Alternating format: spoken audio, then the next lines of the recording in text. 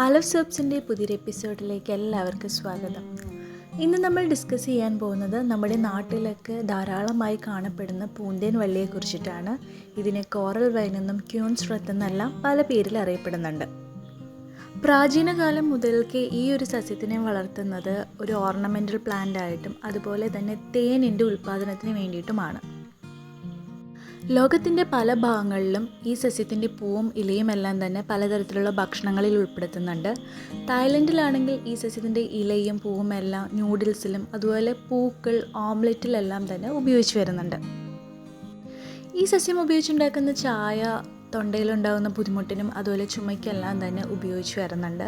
അതുപോലെ തന്നെ ജമൈക്കയിൽ ഈ ഒരു സസ്യത്തിനെ അവരുടെ പാരമ്പര്യ വൈദ്യശാസ്ത്രത്തിൽ ഒരു പ്രധാന ഘടകമായിട്ടാണ് കണക്കാക്കുന്നത്.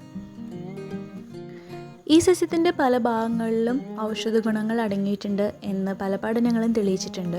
അതുപോലെ തന്നെ വയറുവേദന, ചുമ, ഡയബറ്റീസ്, തൊലിപ്പുറത്തുണ്ടാകുന്ന അസുഖങ്ങൾ, പനി, വയറുവേദന ഇവയ്ക്കെല്ലാം തന്നെ ഈ സസ്യത്തിൻ്റെ പാരമ്പര്യ ചികിത്സയിൽ ലോകത്തിൻ്റെ പല ഭാഗങ്ങളിലുള്ള ആളുകളും ഉപയോഗിച്ച് വന്നിട്ടുണ്ട്.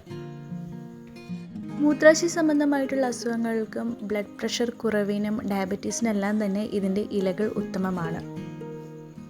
ഈ പൂന്തേൻ വള്ളിയുടെ പിങ്ക് കളറിലുള്ള പൂക്കൾ തേനീച്ചകളെയും പൂമ്പാറ്റകളെയും പലതരത്തിലുള്ള പക്ഷികളെയും എല്ലാം തന്നെ ആകർഷിക്കുന്നുണ്ട്.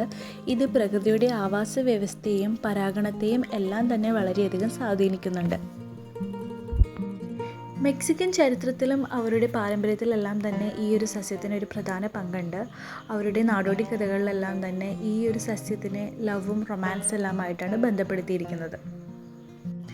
ഈ ഒരു സസ്യത്തിൻ്റെ സിംബോളിസമായിട്ട് കണക്കാക്കുന്നത് ചെയിൻ ഓഫ് ലവ് ആണ്. അതായത് അഫെക്ഷൻ, ഇമോഷണൽ ബോണ്ട് എല്ലാം തന്നെ ഈ ഒരു സസ്യം നമ്മളെ കാണിക്കുന്നു എന്നുള്ളത് കൂടി അവിടുത്തെ ജനത വിശ്വസിക്കുന്നുണ്ട്. വളരെ പരിമിതമായിട്ടുള്ള പഠനങ്ങൾ മാത്രമാണ് ഈ സസ്യത്തിനെക്കുറിച്ച് നമുക്കിപ്പോൾ ലഭ്യമായിട്ടുള്ളത്. അതുകൊണ്ട് തന്നെ ഇത് ഒരു വിദഗ്ധൻ്റെ നേതൃത്വത്തിൽ മാത്രം ഉപയോഗിക്കാൻ ശ്രദ്ധിക്കുക. നമ്മുടെ ചുറ്റിനുമുള്ള സസ്യങ്ങളെക്കുറിച്ച് പഠിക്കുന്ന ഈ ഒരു ഇനീഷ്യേറ്റീവ് നിങ്ങൾക്ക് ഇഷ്ടപ്പെട്ടുവെങ്കിൽ എന്നെ സപ്പോർട്ട് ചെയ്യുക. നന്ദി.